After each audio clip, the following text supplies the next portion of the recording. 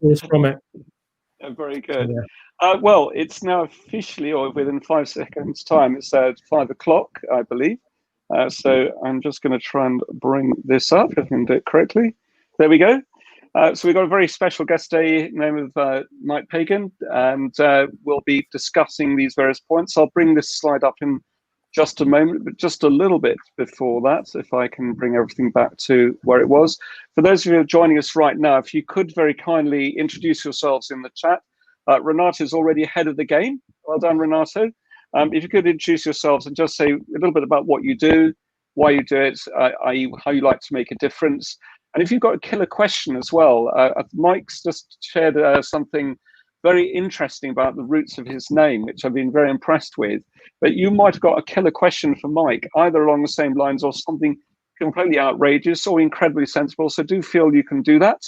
We'd love you to join in and take part, and just use the chat and engage as much as you would like to do so. And a little bit of an introduction from myself is that I formed Business Growth Bureau about 6-7 years ago. Very passionate about building and working with circular relationships. I love working with potential clients, customers. We feel our partners and associates are really important. Our suppliers, we also see as partners, strangely enough, as well. We don't have any investors, but if we did, we'd be very keen to look after those as well. And the great thing is, through the people we're meeting now, it's giving us a really good chance to develop new relationships and create new opportunities for us all. So I think, Chris, do you want to introduce yourself as well? Yeah, sure. Chris Cooper. I'm very passionate about helping leaders develop themselves and business owners develop themselves, developing their people and building highly engaged workforces. My purpose in life is about helping people to realize more of their potential and businesses. So I enjoy doing that. I built a very successful business once and sold my share, and have managed huge teams, international teams as well in my sort of past. So have settled on this world of developing people. I wrote a book called The Power to Get Things Done, whether you feel like it or not. And I also host a radio show, have for 9 years on Voice America, and called the Business Elevation Show, which is accessed in over 50 countries every month, and done 380 hours now of interviews. 380 hours. Wow, that's fantastic. I know, Mike, I'm going to come to you in just a second, but I always seem to get the lovely Muriel. So Muriel, tell us a little bit about what you're really passionate about. Okay. I enjoy working with people and helping them through their challenges, their issues, making them generally happier and successful in what they do, and obviously support you at Business Growth Bureau. Yeah, lovely.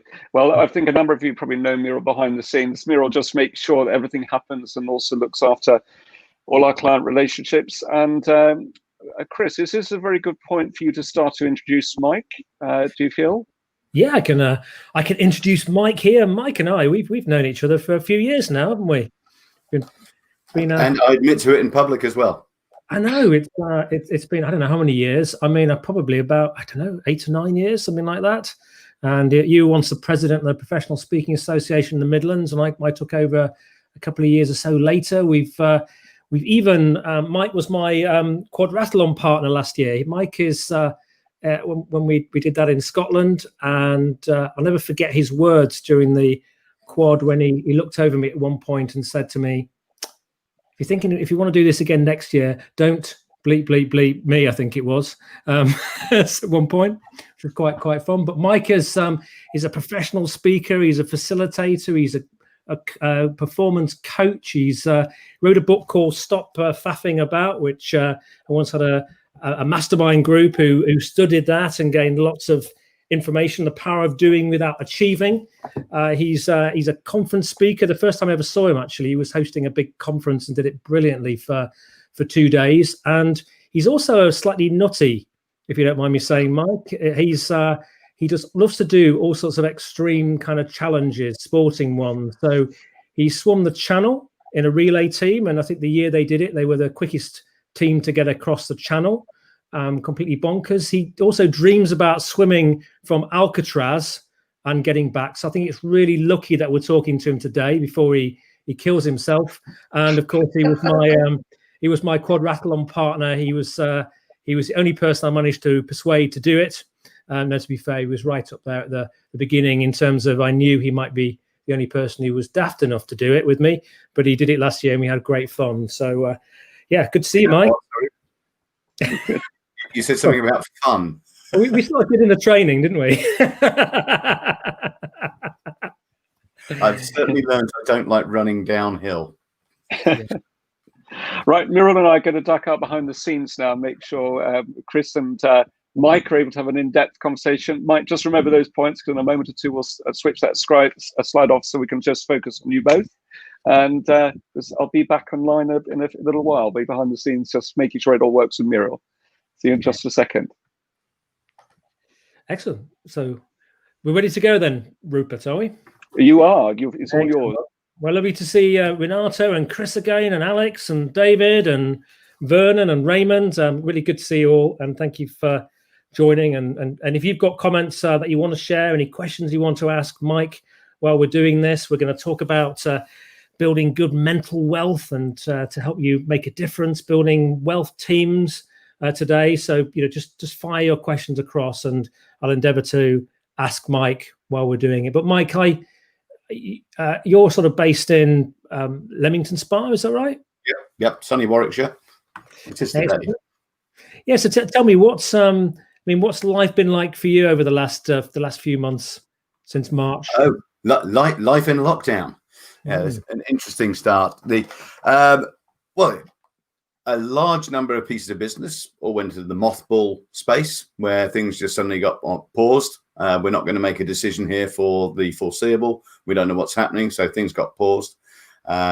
Everything else that I was delivering switched to online, which I know most people have had to do. So I've done everything through this 5-6 months through this camera, the one I'm staring at the moment, and it's very different world. And I know some people are loving it, some people are not enjoying it. I, like many people, do enjoy the interaction of others, the camaraderie, the energy that you get from firing off other people. And it is very different in a virtual world. And it's for me, so there's times where, we've had good times. We've had troughs of energy and everything going on with it. But the thing that's kept me sane is the people I'm surrounded by. I know it's part of what we're talking about today, but I built a unique team that is fit for purpose for me going forward. And so when crisis and challenges happen, whether that be health, business, pandemics, then it's really enabled me to kick in and achieve more. And I've taken a few courses of personal development as well during that, because you've got time available, make the most of it. I've got a book that will be at first manuscript stage come the end of this month. So that's 10 days away. That's the target. So there might be a bit of midnight oil going on over the next few weeks just to get to that position. It was the psychological, I'm going to have that done. And that will be a COVID journey of something that I've specifically created, which I'm very focused on. Excellent. Oh, wonderful. Well, that's brilliant. And Mansour, lovely to see you. Good friend Mansour Malik is just on Facebook. Lovely to see you, Mansour. So you I know you really take this idea of wealth teams and having teams that help you around mindset, and you do that in your sort of sporting activities as well, don't you? So it's something you utilize in the different kind of frames that you operate in. Maybe just tell us a little bit about your channel swim, because I think that was the confessional point here is that I come under that category nowadays of weekend warrior. Somebody who does strange things, and for many years I set myself 3 challenges every year, and each of those challenges would take 8 to 12 weeks of training to make sure I was fit to compete them. And I'm not a runner, as Chris has already mentioned, judging by last year's quadrathlon, but we did complete it. So there's a difference. There's people who run because their body is designed to run, and then there's me. But then by contrast, put me in a water, and for this quadrathlon last year, Chris, you were the non-swimmer to begin with, but we got you a mile across a lake in 10-degree water or 12-degree water in a wetsuit, and it was a huge achievement, which was brilliant. And it was front crawl as well. For me, that was, by contrast, relatively straightforward, but then running up and down the hills was not. So I've always done these challenges, whether they be 5K runs, 10K runs, or up and downy, silly electric charges, ice, and other things like that. And with the guys I play water polo with nowadays, we set a challenge. Wouldn't it be great to have? And in 2013, we actually committed to, wouldn't it be great to have swum the channel? None of us had any experience of open water. So we spent the next 2 years learning how to swim open water, learning how to get acclimatized, because you're only allowed to wear your Speedos and a swim hat. There's no wetsuits or anything else on the official swims. And we went out, we trained hard, and it was fascinating. But we achieved it because we had the right team helping us in the background. So you've got the guys swimming, but we had the coach to build our performance and our efficiency. We had all the back end admin and everything else sorted, which sounds like it's not much, but it does actually take you. You have to book 2 years in advance now for a channel swim crossing.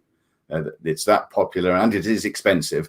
But they put all sorts of tests in there to make sure nobody comes a cropper whilst they're in the water, because that clearly does nothing for advertising the sport. And it was a brilliant achievement. It was horrible at first. We set off at midnight on the bank holiday weekend with an electric storm going on over northern France. Although when you're on the edge of the channel and you see a lightning going off, you don't realize it's 30 miles away. And the tide was a spring tide rather than a neap tide. So it was a big tide, and it's 22 miles in a straight line. And we did 35 miles. That was that big swoosh, and landed coming in. My first swim was just like being inside a washing machine in the dark with jellyfish and all sorts.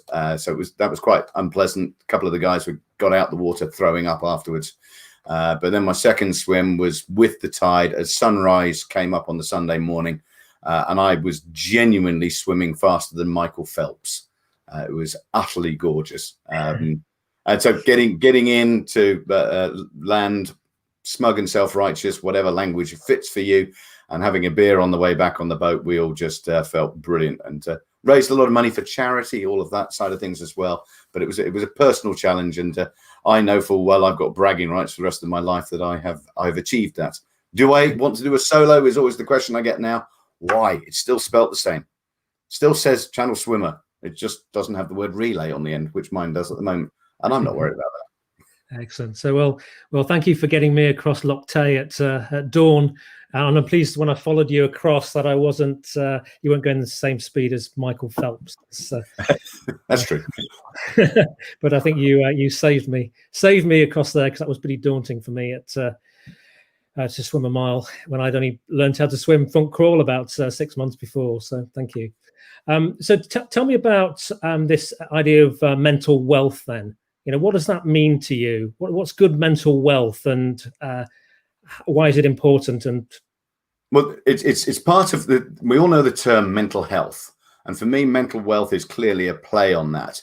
And it's having positive mental wealth creates a sense of zen and laughter, fun and enjoyment, because you've got the right people around you to surf through those problem times, surf through the opportunities, and help you make decisions from an informed perspective rather than just winging it and making it up on the spot. And so what happens when you've got this mental wealth team around you that are helping you make these decisions and not make erroneous decisions that cost money, time, health, and all sorts, it then obviously has a direct impact on your mental health, because your peaks and troughs become smaller. Or certainly the troughs become smaller, because you've already evaluated with other people an opportunity or an idea that you were thinking of. So therefore, if it goes right or it goes wrong, that's not the issue. If it goes wrong, you've already had a conversation about what that might look like if it did go wrong. So you're ready for those problems. And if it goes right, then you've done all the research, you've done the preparation. So now you're able to make decisions from an informed background with people supporting you along that way and dealing with that utter killer that is out there at the moment, which is isolation, because that is where the problem comes from. And is this that there's an old saying that no one ever achieved anything of great significance on their own? They achieve with the help of others. Well, but two heads are better than one. I believe 6 heads are better than 2. So let's build that team around you so that you have more people proactively supporting you to make these decisions and investigate opportunities. That way you can go forward and achieve more.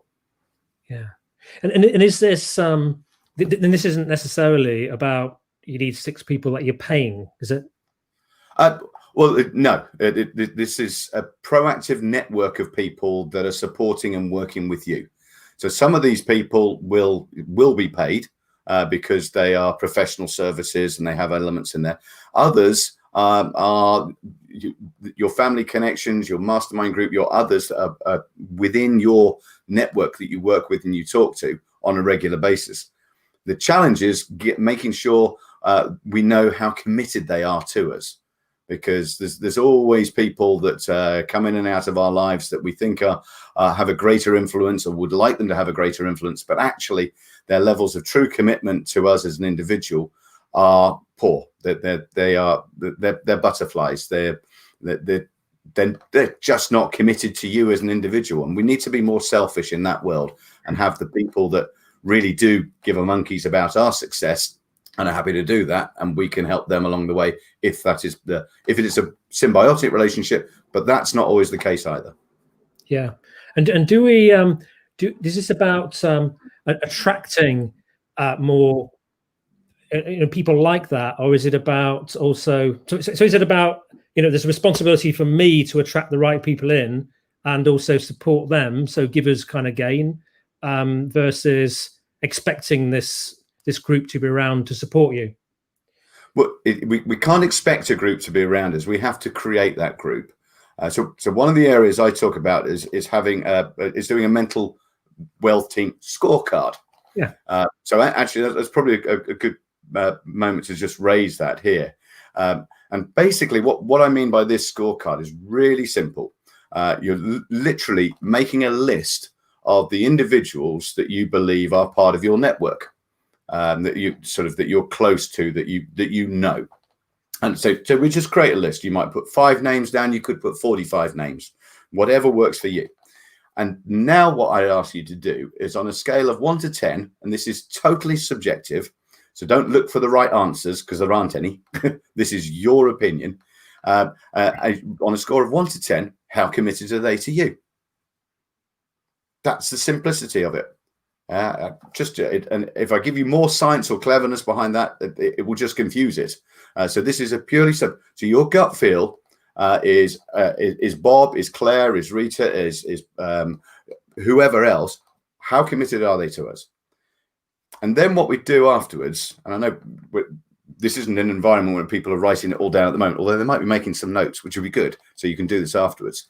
And what happens is if somebody scores between 1 and 3, then basically they know your name, they know who you are. And if you met them at the school gate or at a sporting event, you'd say hello and there'd be pleasantries, but they don't know you and you don't know them. If they get 4s or 5s, if you were going somewhere and you broke down and they were going in the same direction, because maybe a sports team, then you could ring Chris and say, Chris, broken down, can you give me a hand? You'd happily come along and give you a hand because you know each other. But if I was then injured for 2 months, you wouldn't necessarily pick up the phone because it's an arm's length relationship. Then you've got your 6s and 7s, and you've got a lot of friends in here in the 6s and 7s. And they're great. You go to birthdays together. You might know the children, all the stories that go on there. However, you generally don't talk about the more intimate, the vulnerable, the financial, the opportunities, the business queries with these people. So that's reserved for your 8, 9s, and 10s. And these 8, 9s, and 10s are the people who, I know, Chris, you and I were describing this the other day, who intuitively pick up the phone and talk to you when something's gone wrong or something's happened or the situation. And it's amazing how that kicks in, where somebody just literally, your phone rings today, something has gone wrong, that you've had a car crash, that somebody's had an accident, whatever it is, and the phone goes through, and it's that information, for whatever reason, they are in your team. They're really committed to you. Now, the final bit of this scorecard is you then work out all the people who've scored 8, 9s, and 10s, and you ignore everybody else. Now, that sounds harsh, because there are going to be people that are 6s and 7s that you really like and you're really close to, but actually they're just not proactive to you, and you're not totally vulnerable and open with them. So they're clearly not in the 8, 9, and 10. And you then add up the score of all those who score 8, 9s, and 10s. And so for some people, you genuinely might score 0. Now, that's not a failure. That's not a problem. It's just a subjective position for today. There are other people who might be scoring 3 figures plus. I know when I did this recently, I scored about 72, because I'm sort of going through a position of transition with a few key people that were part of my team and are no longer. And so it's just sort of, because people come and go. It's not a fixed team for life. This is going through your stages. And that gives you a point, a score where you can sit there and think, okay, I know these people are invested in me. They're looking out for me. How then can I get somebody who's a 6 or a 7 up to a 9 or a 10 if I want them to be? In the same way, you might be a 9 or a 10 to somebody else, but they're actually only a 4 to you. That's fine, because they're not part. You're not part of their. Sorry, wrong way around. They're not part of your mental wealth team, even though you're part of theirs. Chris got a confused look on his face there. There are certain people who are really what do you need them. Yeah. So that's something, that's an interesting point, isn't it, with regards to, there may be some people on there that you think, you and I, for example, when I asked you what ours was, because that was quite interesting, where were we? And you said a 7, and I thought I probably agreed with that. I invite you to a few interviews and things like that, but quite through the years. But we're really good friends. We get on really well when we're together, but maybe we're just not 100% as where we could be. And I suppose the question it then becomes, actually, it made me think, am I giving enough to Mike? Could I do more to help Mike? That raised the question, and I suppose that's what we have to go through with this list, really. Yeah, and it's understanding, because my late mother-in-law always had a wonderful phrase that said, if you can count your best friends on more than one hand, you're kidding yourself. And it's so that's part of that reality. So we're not talking about best friends here. We're talking about people that are committed to your success and how that works. One of the other phrases she always talked about were people were there for a season, a reason, or for life. And I know that's a phrase that's used by many, but for me, it really resonated. So you have people that are there for the season, which could be whilst your children are at the same school. The reason is because we're working on a project together, and so on. But then you've got the lifers, and these are the people who stick with you. So you might not speak to them for 3 months, for 3 years, but then when you do have a chat, you just get on as if nothing's gone on. No time has passed at all. And it's that reality by surrounding ourselves with these proactive people that are looking out for us. And there's different types of them. It's not just a sort of a random everybody, which I know I will highlight more in a minute. But it's understanding who you need more of and who you need less of, and being brave enough to say goodbye to people who are not adding value to you going forward, so that you have got the right people. One of the bits of language that I use as per the promotion for this was talking about this 80-year holiday. And if the average lifespan is 80 years, why don't we address it as if we were going on holiday? Because we spend weeks planning a summer holiday. What trips are we going to do? Where are we going to hit? Is it fit for children? Is it fit for old people? Is it fit for us? How does that work? And we do all of this planning and all this research through the internet and everything else. Why aren't we doing that into where we're trying to achieve and the people we want with us? The people that we pack in our suitcase to take us with us on that 80-year holiday. And the fact that I'm now going to a cold climate from a hot climate means I don't need the sun cream anymore. Okay, so the sun cream person, or the equivalent of, gets left now, and we're taking somebody else into our team.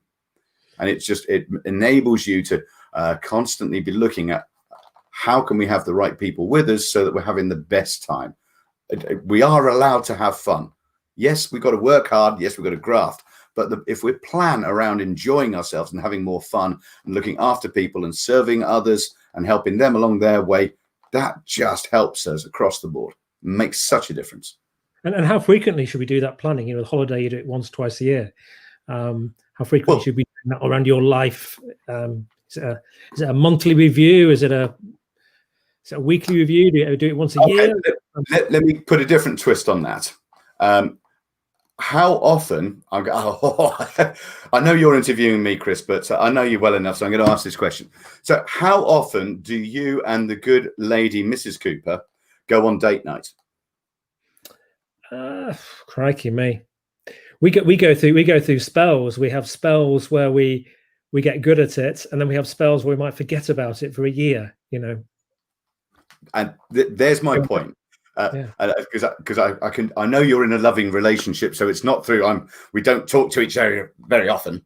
I should say I looked a bit distracted earlier. It was because my loving relationship had got a sheet of paper at the window about child pickup, so that's why I turned away from it. But that, joking aside, things like we don't put aside time to plan for date night with our nearest and dearest regularly enough. We don't put aside time to have dad and lad, dad and daughter, mother and son time apart. And that's with our children that we're with. And if we planned to, it's the whole thing about memories. We are buying memories. We do trips. We go away at the weekend. We climb a mountain. We swim a sea. We go to a castle. Whatever it happens to be. These are memories that go into our positive bank. And those are things that we need to be doing more of the time. There's no perfect solution here because we're always going to be restricted by time, by weather, by budgets. So it's building a consistency so that we can keep doing this. So we keep having these fun nights. It really isn't difficult to commit to one date night every month, which means 12 a year. But we'll do 3 in August and then forget about it until the following January and think, oh, we haven't been out for a while, have we, love? And that's poor planning because we still need that time in a relationship to look after each other. So we should be doing that the same for ourselves and those business relationships and the professional relationships, in our health and self-care relationships. So Napoleon Hill, in his book Think and Grow Rich, he had in his mind a kind of virtual team. So I think he had Abraham Lincoln and all sorts of different people in that virtual team. So in his mind, he would kind of imagine this team, and he would have imaginary board meetings in his head. And he realized that some of the very successful people did that. Can you have an imaginary team as well as a physical team? There's no reason for you not having an imaginary team, because the reality is, what would happen if Abraham Lincoln walked into the room and was sitting next to me? Would I be saying this? Would I be doing that if somebody really important was coming into the environment? However, the other part of the Napoleon Hill bit is where he is obviously alluding to the language of masterminding and how that works. And that's one of my foundation elements of building the wealth team is having a mastermind team. Excuse me. And for me, masterminding, it didn't start with Napoleon Hill. It started back in the 1760s. So a bit before then. And it started in Birmingham here in the UK. I'll have you, this is the honest truth, do the research. It was the original mastermind group was called the Lunar Society. And the Lunar Society still exists today. And it was set up by people like Erasmus Darwin and Matthew Bolton and others who were very focused business individuals at the time. But it was during the Industrial Revolution. So some of the stuff that they were coming up with, some of the ideas, were pushing the boundaries of what was comfortable at that time. And obviously, the boundaries in those days were very tied to religion and to business and how it worked. So they were putting some noses out of place, which meant they had to meet in secret. And what they did was they met on the night of the full moon so that they could go there in their horse and carts and meet in private and discuss what was going on in their worlds and get advice from other people who were mutually powerful peers who wouldn't necessarily, they weren't competition, but they would have good debates and discussions around those topics. And I know masterminding is a well-versed topic nowadays, but there's still a lot of people who don't quite know what it is. And for me, it's confidential, impartial support and advice from a peer group who holds you accountable to the things you're going to do. Whether you meet monthly, weekly, quarterly, or you have a retreat twice a year, whatever works for you. But the key part of it is this confidentiality, so that you can be totally open and honest in there, and not feel stupid, because this is one of our problems in building the right people around us. We don't like to ask for help, because asking for help is a sign of weakness. It's not, but that's the historic perspective that we have. And if we're not asking for help, then we haven't got the right people with us. And if we're afraid to talk to somebody about help because we're embarrassed, it sounds a bit stupid, then that's a different question. Are they the right person to be talking to, or do we need to just have a conversation with somebody else in our team who will give us the comfort and confidence to turn around and say, you need to talk to Bob and ask those questions. Yeah. And when we get that openness and that vulnerability, then people give us strong ideas. And then the key part of it is to then commit to actions. So you are then accountable to the team that you're working with. So by next time we meet, I'm going to have done these 3 things, and you will have done them. Even if it's at 2 o'clock in the morning, the day before you attend, you'll have done them. And then what happens is that flips. You then become the consultant challenge to the other people in the room. And part of what happens there is, if I was challenging you, Chris, on how many times are you picking up the phone to ring prospects and keep in touch with them during the COVID pandemic, I'm part of the thing going on in the back of my head is, why am I challenging Chris to do that when I'm not doing that myself? So I'm then suffering from hypocrisy guilt, where I'm just there sort of challenging somebody else to be doing something that is so obvious to me that they should be doing, but I'm not taking my own medicine. Okay. This is where the power of masterminding really comes through. So masterminding, you and I have been part of masterminds. We've run them. Other kind of supports that we need. You and I both been coaches for many years, but I've always had coaches as well. I think that's a very helpful role. What do you think is the role? Is it important we all have a coach? And yes. And who are the other potential people that we need in our wealth team? Okay, I'll move on to the other ones in a moment. Let me talk about the coach to begin with. And this is not me advertising as a coach. It is the reality. I have achieved so much more through my business with a coach, whether that be in business world or in my sporting career.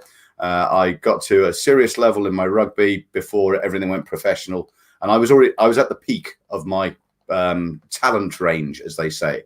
And then when rugby went professional in the mid-90s, I got the tap on the shoulder that I needed to put on another 15 kilos of muscle and grow 6 inches, which at the age of 25 was clearly not going to happen. So that's me going back to club rugby. Yes. Yeah. But I had a lot of good fun in that. But the coaches that I had enabled me to achieve beyond what I could do on my own. So whether it be shaving half a second off your sprint time, whether it be doing 50 press-ups or 20 press-ups or whatever it is, when you've got other people supporting you and challenging you along that way, then there's far more likelihood you're going to actually achieve it. And the consistency and the cumulative effect means it works. And the coach is very different to a mentor or a consultant, in my view. So the consultant for me is somebody who comes along, assesses your problem, takes it away with them, comes up with a solution, returns with the solution and gives it to you. And then you can choose to implement it yourself in your business, or they can implement it for you. And if it's successful, you take the credit. And if it fails, it was the consultant's fault. Yeah. And it's just the way it works. But the next level is the mentor. And the mentor is somebody who, I've done this, I've built this, learn from my mistakes and my challenges along the way. So it's very much about sharing experience. This is how I failed. This is where it cost me money. This is where it cost me time, cost me valuable staff members, whatever it was. And so the mentor is sharing that. By contrast, the coach is there with a blank piece of paper, because they're helping the individual to find their way to get there, their way to understand what fits for them. If I tell somebody, well, you need to do it like this, that doesn't necessarily work for that individual. The individual's got to come up with their own route. So as a coach, you're challenging people to find their own pathway. And there will obviously be times when you dip into mentoring and consulting with other ideas and sharing experience that you've got as an individual. But that coach then can be probing on the business, it can be probing on the life, it can be probing on fitness. All sorts of different coaches are available, but it's somebody who's in your team that's helping you achieve what you want to be doing. Yeah. I was chatting to a close friend with a very successful business a few weeks ago, and he just ended his relationship with his coach because he said his coach kept telling him he couldn't do that, and he felt the coach was holding him back rather than letting him go. And he's quite a remarkable character. He's he does achieve quite remarkable things on his own. So he was being reined in all the time. So ended the relationship. I guess that was it's a really key question. When is the right time to sack your coach? And David's had a similar thing here. David Davis said here, should you change the people in your peer mastermind group as you grow? Yes, there are times because what will happen in a mastermind group as you grow, then there will be. My first mastermind group we set up. We agreed to meet 10 times a year, so once a month. We didn't meet in August and we didn't meet in December because we were socializing in December. Everybody in that mastermind group had an hour and a half at each session. So we had 15 minutes of this. Hi, it's Mike. This is what I've achieved in the last month. This is what I've been doing, how it works. Then an hour of digging into my opportunities or challenges, where you're going, what you're going to do. And part of that time sort of moves into, have you considered? So it starts off questioning and then it moves to have you considered and looking at opportunities. Then the final 15 minutes is 10 minutes of it. Right, Mike, if I was running your business, these are the 3 things I'd be doing over the next month. And then the final 5 minutes is hand on my heart. Right, there you go. These are the 3 things I'm going to achieve before we meet next time. And then it moves on to the next one. And what happened with that group was, after a period of time, instead of it being all day, we started to meet at lunchtime and go into the evenings. So we're still doing a day of it. But then the evenings, sort of, we got a bit of a curry delivered or some food delivered. And so the evenings became more sociable. So instead of it being an hour and a half, it all got squashed and people had far less input. And then people were not delivering on the things they said they were going to deliver. So they were just sort of having a sociable chat, and then the accountability sort of lost its edge because we all got a bit friendly. And at that point, it's time to cull. Either cull the mastermind itself or lose a few members and bring some fresh blood in. Because this evolution, as your business grows, as individuals grow, certain people go off in different tangents, then you need it. And that's the same with the coach. If the coach is holding you back by saying don't, well, actually, what we need to be doing as a coach is enabling people to say go, go, go, but in what framework, and how are we getting to know when to press the pause button because it's not working. Yeah. So this is an evolving team at all times. So besides coaching and mastermind group, should we also be looking at, for example, other suppliers, our marketing agencies, our bookkeepers, or financial people, other people out there who provide services to us, and whether they're proactive in helping us or just come and take the next order when it's. That's the key word you said there, proactive. If they're proactive collaborators with you in business, then they're going to add value to you going forward. If they're not proactive, they just provide you with the print, they just provide you with your utilities or whatever else happens to be, then they're just suppliers. But there's people that we need, and this is where the professional team comes into play. And for me, the professional team's made up of the legal, the accountants, and the wealth management. Now, you're not necessarily going to have these guys on speed dial. but you do need them in your team. So the classic example here is on the wealth side of things. Within the Western world, there's a large number of families, and mine was a classic example of this, where I did not know what my parents earned in their working careers. And after my first or second job, they no longer knew what I was earning. So my nearest blood brethren, my family, I was not transparent and open and honest with them about all things numbers. Now, how can you plan and have open and honest conversations if you're not willing to be vulnerable and naked in the financial mind with your nearest and dearest? And it's a frightening thing. And it doesn't matter whether we're talking about materialistic 10-bedroom house with a big car and a yacht, or driving a good old-fashioned Robin Reliant. That's not the point here. It's if we've got people asking better questions of us, then we're going to get better answers. And back in the good old noughties, the 2005s, 4s, and so on, I did quite a bit of property investing. And I didn't have a proactive professional team around me. So I thought I was investing through the right people, but I didn't do enough due diligence, as many people didn't, and got caught out come 2008. And I did catch a cold at that point, shall we say.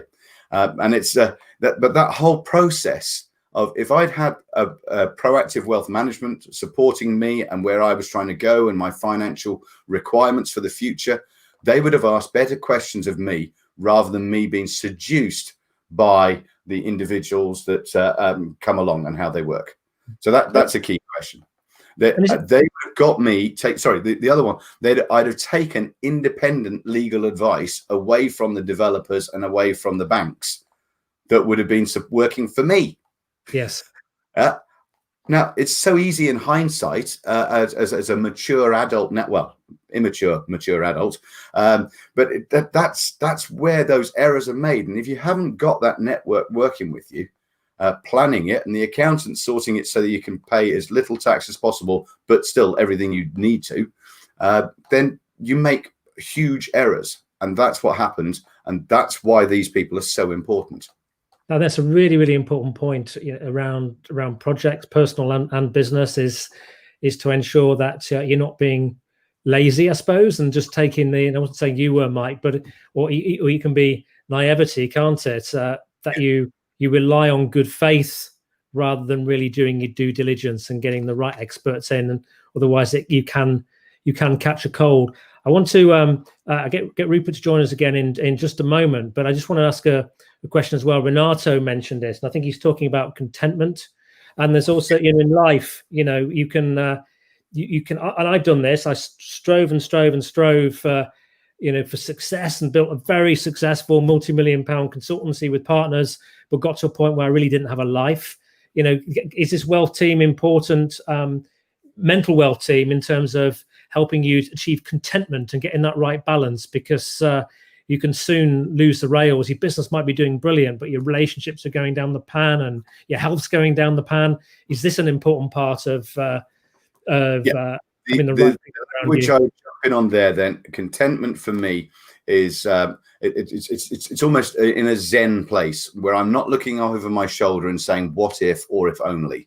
So I'm content, and everybody has their own levels of contentment, from the seriously materialistic to the financially driven to the philanthropic service calling. Everybody has different ways where they feel content with what they're doing, what they're achieving, making a difference, leaving a legacy, which is one of those wonderful phrases where it's sort of one of our speaker colleagues talks about having an NLE, sort of a near life experience. And we want to be making a difference and an impact where we can. And so contentment is absolutely one of the targets of this. Because if you're on an 80-year holiday, guess what? You're going to be fairly content because you've got a lot of things going in the right direction. And then other things will go wrong from time to time. We know that, but it's having those people. So when the financial crash happened at the beginning of this year, when the pandemic kicked in, so the shares and everything fell off the cliff. Now, that 2008, when all that happened, because I didn't have proactive support in that environment, I got some great advice afterwards. But by that stage, it was already too late. And that's why we need these people working with us, because they're asking better questions of us more of the time. Yeah. We don't have those answers. We want other people to ask them, and then we've got to go and find the answers. Excellent. Well, thank you. It's been a really good talking with you, and I love the idea about you, Rupert. I love this idea of the kind of rating your contacts. And I've done that before, and you've reminded me to relook at that and look at where I want to move certain relationships. You've reminded me I need more date nights with my wife, and you've also, I think you've I think the point you make around choosing the who you mix with in terms of your masterminds and that sort of thing, but also when you've got project teams and you've got important things that are going on, making sure you don't put yourself at financial risk by just being a bit too lazy to involve the right people and have the right people in your network to help. So I think there's some really good thoughts here. How about you, Rupert? What have you taken from this conversation? And yeah, it's really interesting actually. One of the things I was going to pick up on particularly is I know with mastermind groups, if they're run really well, they can be life-changing. Yes.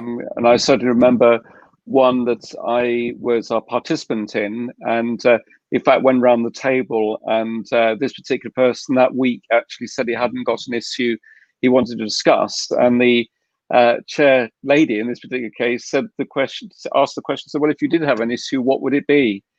And it was a great question, and his face completely changed. And I've known this person for a year, and he'd been regularly attending these masterminds, and his face changed, completely dropped. He broke down in a flood of tears. Then he explained exactly what happened, and it was actually life-changing, because what happened, as a consequence, the whole family decided to relocate to the West Country.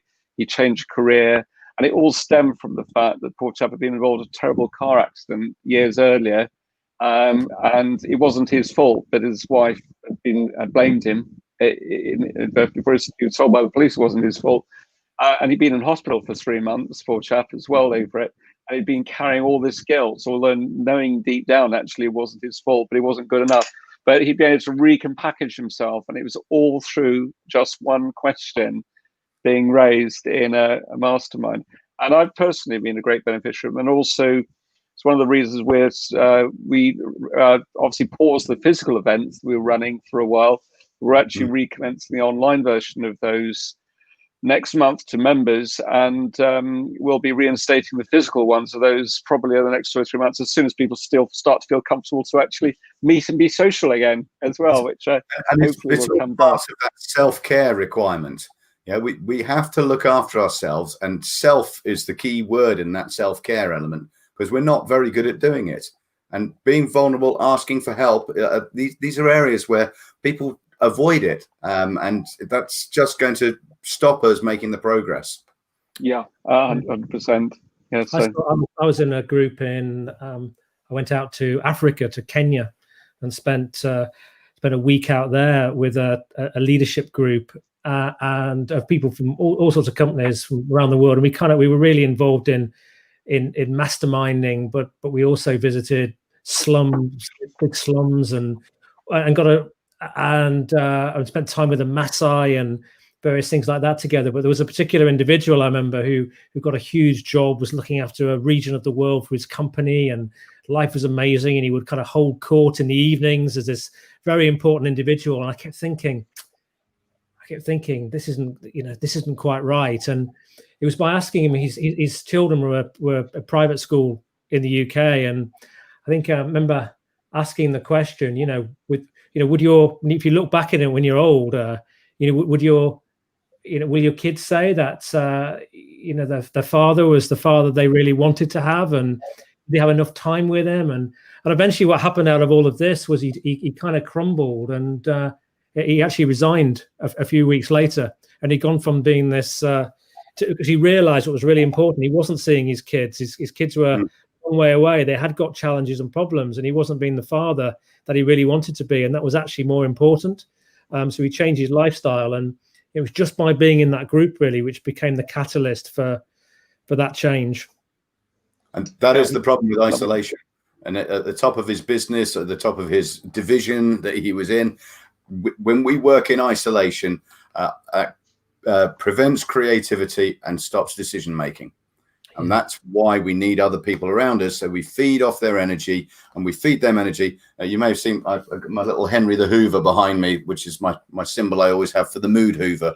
And it's about having those positive people around you who make us feel good. So those ones don't poison our energy, don't stop us from doing what really matters. Lovely. I think on that point, we better safely call it a wrap. So Mike, thank you very much. I think it's been a highly insightful session, and Chris, some great questions asked there as well. And we've got a great guest on next week, actually, interesting enough, who happens to be Chris Cooper. So in fact, it's going to be very much talking about your book, Chris, and how to get things done, whether you feel like it or not. So do you want to just run through these points very quickly and just explain what you're going to be covering next week, as you're going to be in the hot seat? Yeah, sure. We chatted about this. I've never actually talked about the book, but what we're gonna this book came partly out of therapy for me. I felt I wasn't getting all the things that I needed to do done after going out on my own, really. And I started through doing all of these interviews with amazing people. I realized that people had all sorts of strategies to enable them to get things done, whether they felt like it or not. So what we're going to do is we're going to talk about some of the things that stop us getting the important things done. I'm going to explain why you need to forgive yourself for that, because it's not actually our fault. It's neurologically kind of how we're designed. But then talk about some of the importance of setting clear intentions, how to take those really seriously, and also how to get those strategies done, and just some strategies that might work for you, because it's not completely linear. There'll be strategies that work for Rupert and work for Mike that wouldn't work for me, but we need to design our own, and we also need to design our own for our people in an organization to enable them to do the things that we need them to do, whether they feel like it or not. So this is important for our own productivity, for our own well-being as well, because these might be health matters. There might be family matters, not just business. But also, if we want to run an organization really effectively, we need to have, ensure that we can have an impact on those people working for us. So we need to teach them some of the methodologies to ensure that they deliver the results that we need, and we get a return on them and their investment. So that's what we'll talk about next week. Lovely. Well, thank you very much. I promise not to put in the Graham Norton red chair, Chris, either. So please do. Okay. Prepare some nasty questions, Rupert. Get some good stinky questions in there. You can find me on those ones, Mike. Share a few secrets, but yeah. So also, just a very quick reminder. Thank you for those of you who joined us from the networking collaboration session before today. It was a great session, although I have had some technical challenges. You probably tell I'm wearing these little baby antlers today because I've got problems with sound. But anyway, hopefully by next week I'll have sorted that out. Just a quick reminder, on Thursdays, there's the online network collaboration before. That finishes promptly at 4:45. Gives me time to switch straight into the live stream beforehand. And obviously we've got a different guest speaker each week. So Chris is joining us this time around the hot seat next week. I'm really looking forward to asking Chris some good questions. I'm sure I'll be interested to hear what he has to say. And be ready to come and join in, be ready to be inspired. Also on the third week of September, we've got a 3-day mini conference. Each day is going to be like a 90-minute session online, and it'll be covering these main things about market insights, training to normal, and what the importance of building tribes, the 12 strategies of growth, and social selling blueprint, how to use LinkedIn to find your best partners and clients. And we're going to be making some predictions as to what we feel is going to happen for the rest of this year, and particularly moving into next, which obviously is a ball of fun because no one really knows, but at least it may give some insights in terms of what's happening. The thing behind it all is that we want to help people to grow their business, bring sales forward, and also we'll show you how you can get your time back. And there will be another prize winner as part of that 3 days, who will win a prize worth just under £7,000. Stuart Honey was the winner last time round, and so everyone's got a fair chance. What I will give you a little clue on is if you attend all 3 days, you're going to stand a much better chance, because we'll be asking questions about what we've learned from those. And it's because Stuart and also the runner-up sadly didn't win, but she did get a good second prize. They went about it very methodically, and they managed to work it all out. So you've got just as much of a chance.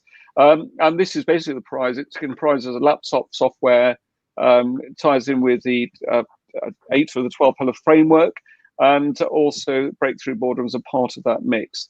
Now, to do that, you very simply go to the website, businessgrowbureau.com, choose the events drop down.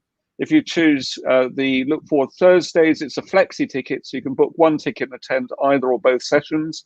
The crucial thing is, if you want to be reminded each week, just choose the recurring option. And that way, you don't have to register each week. If you choose continue, to book you for the one session for the day, which is either of those two. And the other part is about the for the mini conference. It's just a different link, and it'll take you there, but you also can learn a lot more about what's being covered. Fundamentally, we are here to support you in your journey. We know it can be pretty tough. We want to help you there. And I know it's something Chris feels really passionate about, and clearly Mike does as well. And it doesn't matter if you're running a company of 1 or a company of 1,000. The problems are different, but it can be very tough in that place. If you want to, you can set a reminder on Facebook. Also, if you enjoyed it, please do share. And equally on YouTube, if you're via YouTube, hit the subscribe button if it interests you. And you can also hit that bell, as the Americans would say, and it will make sure you get notified each time too. So these are the contact details for Mike as well. And also Mike's mobile number is there, and also his email address. So do reach out if you've got any questions. Obviously, Chris and myself, you can reach us via those links as well. And I think we just want to say, a very big thank you to Mike and to Chris. I can see we've got some other quick questions, so we've got a couple of minutes just to do with any sort of closing points that want to be raised. And actually, Nikki's just very kindly made a bit of a nice comment there, so thank you very much. And Renata, I'm not quite sure. Yeah, it's nice feedback on that one actually as well. So anyway, thank you very much for joining in today. Do join us next week, and we'll look forward to seeing you then. So thank you very much, everyone. You take care. Thanks. Bye-bye. Bye.